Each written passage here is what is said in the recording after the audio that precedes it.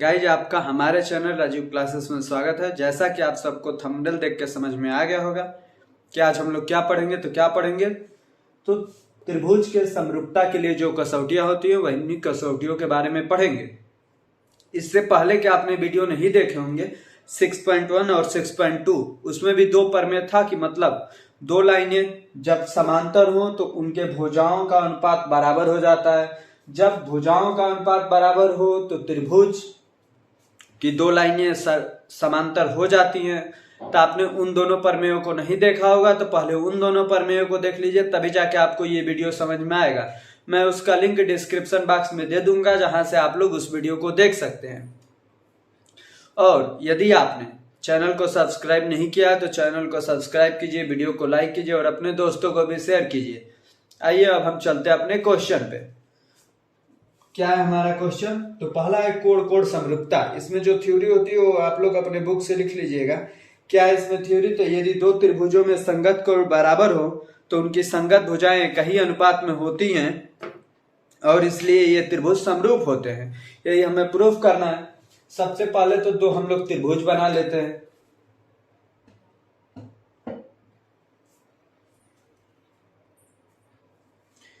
ए हो गया, ये बी, ये सी। ऐसे ही एक और त्रिभुज बना लेते हैं। ये हो गया पी, ये क्यू, ये आर। इसमें जो कोण है सभी कोण बराबर है। सभी कोण क्या है? सभी कोण एक दूसरे के बराबर है, ये हमें दिया है। क्या क्या दिया है पहले उसे लिख लेते हैं। कोण ए बराबर कोण पी, क्योंकि कोण बराबर है दिया हुआ है, कोण पी। कोण बी बराबर कोण क्यू, कोण सी बराबर कोण आर। ये हमें तीन चीजें दिया हुआ है इस फिगर में। अब हम लोग ट्रायंगल कौन सा? तो एक त्रिभुज है एबीसी, दूसरा त्रिभुज है हमारा पीक्यूआर। अब हमें क्या क्या सिद्ध करना है ये हम लोग लिख लेते हैं। सिद्ध क्या क्या करना है उससे लिख लेते हैं। देखिए सिद्ध क्या क्या करना है कि ए बी बटा पी क्यू, ए बी बटा पी क्यू इसका अनुपात बराबर हो जाए बी सी बटा क्यू आर, बी सी बटा क्यू आर बराबर ए सी, ए सी बटे में पी आर। ये जब तीनों भुजाओं का अनुपात जब बराबर हो जाएगा तो त्रिभुज समरूप हो जाएगा। यही हमें प्रूफ करना है। अब इसमें हम लोग ये सारे जब भुजाओं का अनुपात बराबर कर देंगे और कोण बराबर होते हैं तो वो त्रिभुज समरूप हो जाता है। तो ये क्या हो जाएगा? त्रिभुज ए बी सी समरूप हो जाएगा त्रिभुज पी क्यू आर के। अब हम लोग इसमें थोड़ी सी रचना कर लेते हैं। रचना में हम लोग क्या करेंगे? तो ये ए बी के बराबर पी डी एक पॉइंट लेंगे, डी एक पॉइंट लेंगे, ए सी के बराबर एक इधर पॉइंट लेंगे ई, और डी से ई को मिला देंगे। डी से क्या करेंगे? ई को मिला देंगे। ये हमारा रचना हुआ। तब यहां पर रचना में लिख देंगे ए बी बराबर पी डी तथा ए सी बराबर पी हमने ले रखा है। और क्या रखा? और क्या किया है? तो डी को ई से मिलाया है और लिख देंगे डीई को मिलाया।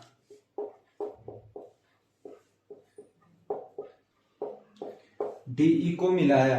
तो इतना आप लोगों ने लिख लिया होगा, इतना आप लोगों को समझ में आ गया। ये तो आप किसी भी सवाल को करने जाएंगे तो उसके लिए ये सब बेसिक होते हैं। तो यदि आपको ये बेसिक समझ में आ गया होगा तब हम लोग चलते हैं ये सिद्ध करने के ऊपर। चलिए अब चलते हैं हम लोग उसको देखने के लिए। इसको मिटा लेते हैं, आपका फिगर यही रहेगा। देखिए इसमें हम लोग क्या करेंगे? तो सबसे पहले जो रचना रखे थे उसी में से हमें लेना है। अब चलते हैं हम लोग सिद्ध करने, तो सिद्ध करते हैं। त्रिभुज ए बी सी तथा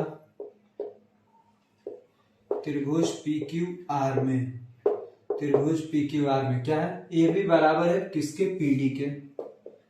ए बी बराबर है पी डी के। ये कहां से हम लोग लिख रहे हैं, तो रचना से लिख रहे हैं। और क्या बराबर है, ए सी बराबर है पीई के। ए सी बराबर है पीई के। ये भी हम लोग कहां से लिख रहे हैं, ये भी हम लोग रचना से ही लिख रहे हैं। और क्या हमें दिया है, तो जो कोण ए है यह कोण पी के बराबर है। जो कोण ए है कोण पी, ऐसे तो सभी कोण बराबर है, लेकिन हमने किस किस त्रिभुज को ले रखा है, अच्छा सॉरी यहाँ पे पी क्यू आर लिख दें, पी डी ई को लेंगे हम लोग। किसको, किस त्रिभुज को लेंगे, पी डी ई को। पी डी ई में ए बी बराबर पी डी, ए सी बराबर पीई। अब देखिए जो कोण ए है यह कोण पी के बराबर हो जाएगा। कोण ए बराबर कोण पी, ये कहां से लिखा है हमने, तो ये हमारे सवाल में ही दिया हुआ है कि सभी कोण बराबर हैं, तो उसी त्रिभुज का ये भी कोण है। ये त्रिभुज पी डी ई का भी है और पी क्यू आर का भी है, इसलिए ये जो एंगल पी है वो एंगल ए के बराबर हो जाएगा। अब देखिए जब दो भुजाएं और बीच का एक कोण बराबर हो जाता है, तो इसको आप लोगों ने पढ़ रखा होगा कक्षा 9 में कि भुजा कोण भुजा से क्या होगा, ये दोनों सर्वांगसम हो जाएंगे। Triangle A B C, triangle A B C सर्वांगसम किसके हो जाएगा, ट्रेंगल पी डी ई के। ट्रेंगल पी डी, ये वाला जो साइन है वो सर्वांगसम का है। इसी में से ये जो डबल लाइन दो नीचे में है इसको हटा देंगे तो ये किसका साइन हो जाएगा, ये हमारा समरूप का साइन हो जाएगा। जब आप लोग इतना कर लेंगे तो ये किस नियम के आधार पे आपने सर्वांगसम किया है इसको लिखना पड़ेगा। तो ब्रैकेट में लिख दीजिएगा एस ए एस। एस मतलब साइड, ए मतलब एंगल, एस मतलब साइड।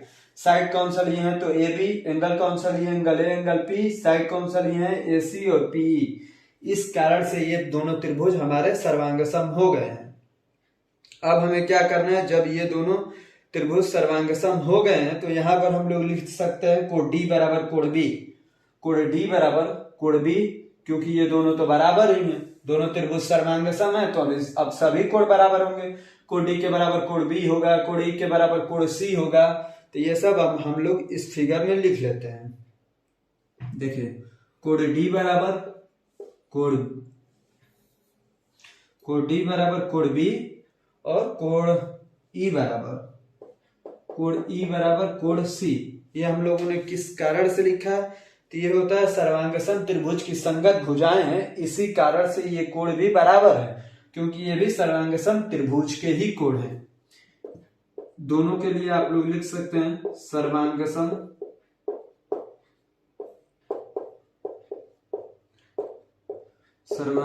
त्रिभुज के कोण हैं, सर्वांगसम त्रिभुज के कोण, इसीलिए ये दोनों कोण बराबर हैं। अब हमें कोण बी बराबर, ये जो कोण बी है ये हमें दे रखा है कोण क्यू। कोण बी किसके बराबर है, तो कोण बी हमारा है कोण क्यू के बराबर। तो इसे लिख लेंगे कोण बी बराबर है कोण क्यू के। ये हमें दिया है, हमारे सवाल में ही दिया है कि सभी एंगल बराबर है, वहीं से हमने ये ले रखा है।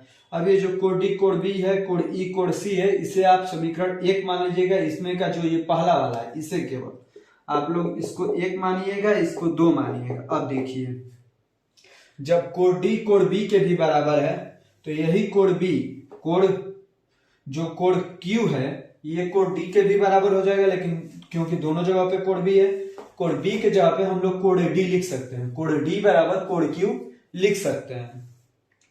इतना आप लोग लिख लीजिएगा, इसके बाद से हम मिटा देते हैं। अब देखिए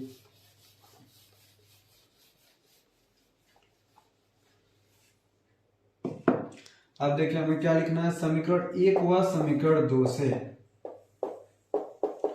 समीकरण 1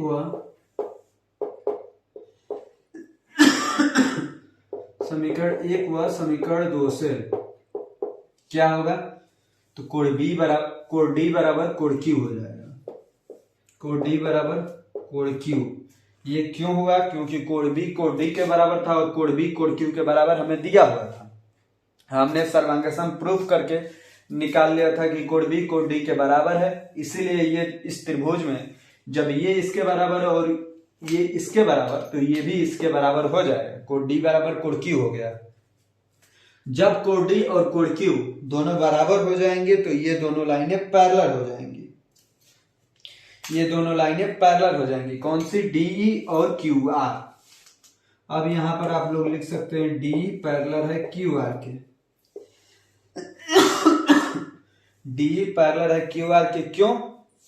क्योंकि ये संगत कोण हो गए हैं, ये कहीं और के संगत कोण है।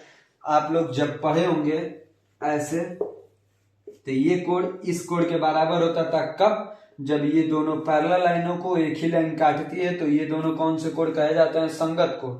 इसी कारण से ये दोनों कोण बराबर हैं, तो इसलिए हम मान लेंगे कि ये दोनों लाइनें समांतर हैं, तभी ये दोनों कोण बराबर होते हैं। तो हमने यहाँ पे पैरेलल दिखा दिया। अब इसमें संगत, इसमें शर्त में लिखना पड़ेगा कि ये कहीं और के संगत कोण हैं। लिख देंगे ये कहीं और के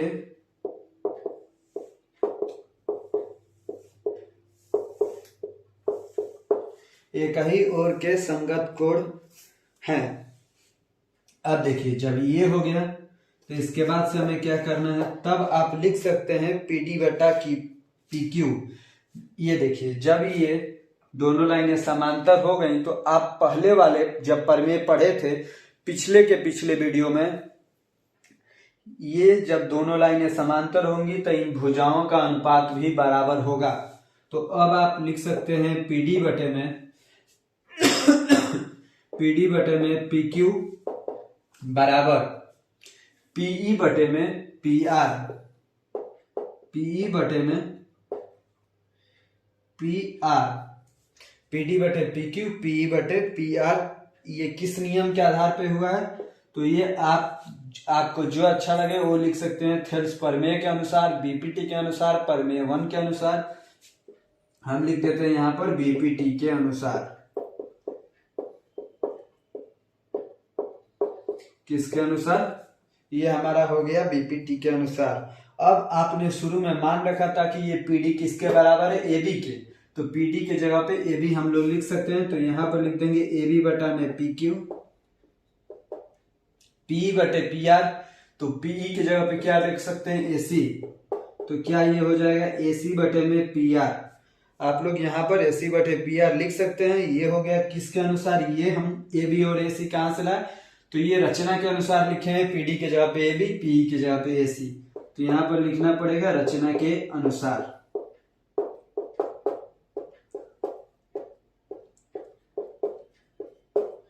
रचना के अनुसार। जब आपने ये दो चीजें प्रूफ कर ली हैं, तो आप तीसरे को इसी प्रकार लिख करके कर सकते हैं। आप लोग इतना लिख लीजिएगा, उसके बाद से अगले स्लाइड में आगे के वीडियो को देख लेते हैं।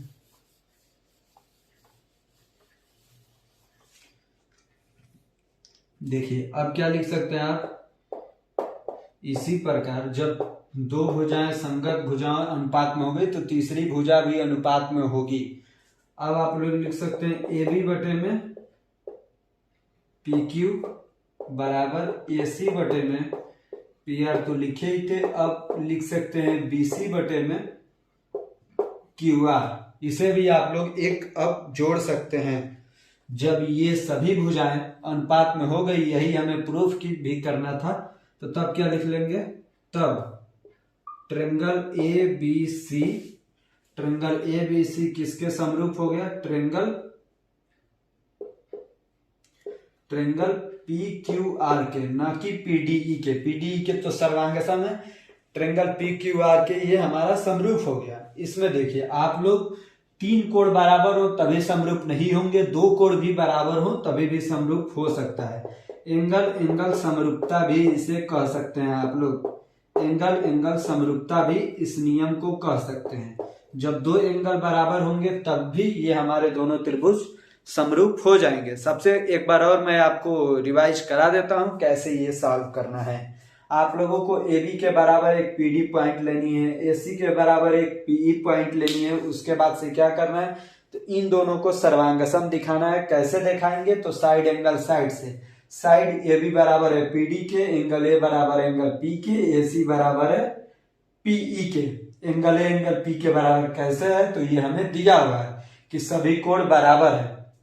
जब इतना आप सर्वांग प्रूफ कर लेंगे तो ये कोण बी किसके बराबर हो जाएगा, कोण डी के, कोण सी किसके बराबर हो जाएगा, कोण ई के, और कोण बी कोण क्यू के बराबर है, ये हमें दे रखा है और हमने इसको इसके बराबर भी कर दिया है।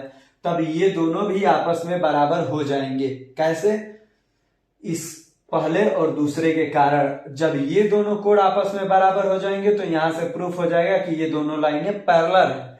और जब ये दोनों लाइनें पैरेलल हैं, क्यों पैरेलल हैं, क्योंकि उनके संगत कोण बराबर है। और जब ये दोनों लाइनें पैरेलल हैं तब आप लिख सकते हैं पी डी बटे में पी क्यू और पी बटे में पी आर। किस नियम के अनुसार, तो बीपीटी के अनुसार। जब ये दोनों भुजाओं का अनुपात बराबर है तो जहां पर आप पीडी लिखे रहेंगे वहां पर ए बी लिख सकते हैं, क्योंकि हमने ए बी के बराबर ही पीडी को ले रखा है। तो जब आप इसके बराबर में इसको लिख देंगे और इसके बराबर में इसको लिख देंगे तो दो भुजाएं जब अनुपात में हो जाएंगी तो तीसरी भुजा भी अनुपात में हो जाती है। तीसरी भुजा को भी लिख देंगे बीसी बटे में क्यू आर। तो ये सभी भुजाओं का अनुपात जब बराबर हो जाएगा तो ये दोनों त्रिभुज समरूप हो जाएंगे। और यदि आपको यहाँ पे तो तीनों एंगल बराबर दिया था, जहां पर दो एंगल बराबर देगा वहां पर भी आप समरूप दिखा सकते हैं। जब दो एंगल बराबर होते हैं फिर भी हमारे त्रिभुज समरूप होते हैं। इस प्रकार से हमारा प्रमेय नंबर 3 या प्रमेय आप जो भी आपके बुक के हिसाब से हो, प्रमेय 6.3 हो या कोण कोण कोण समरूपता ही कहते हो, आप इसे शॉर्टकट में ट्रिपल ए, आप लोग इसे शॉर्टकट में ट्रिपल ए भी कह सकते हैं।